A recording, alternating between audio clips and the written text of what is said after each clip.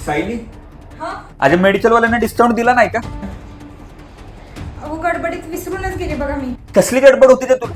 कुठं जायचं होतं कामाला? हागे सकाळी उठायचं, स्वयंपाक करायचा, धुणं करायचं, भांडी करायचं, एवढंच काय ते झालं की निवांत झोपायचं. हागे कमवायची तर अक्कल नाही, वाचवायला तरी शिक. काय हो, तुम्ही सारखं कमवत नाही बोलून दाखवत असता. इतकंच होतं ना तर एक पगारवाली बायको करायची होती, मग मिळालं असतं वेळेवर तुमच्या पोटाला खायला. आणि वरून मुलांना पाळणा घरात ठेवायला लागलं असतं ते वेगळं. आणि तुमच्या आई बापांची दुखणी कुणी बघितली असती हो? तुम्हा पुरुषांना ना हाऊसवाईफ म्हणजे एकदम निवांत आहे, त्यांना काही काम नाही असंच वाटत असतं. म्हणून तर तुमच्या मित्रांना सांगायला पण लाज वाटते ना की माझी बायको हाऊसवाईफ आहे. हागे वाटतेच.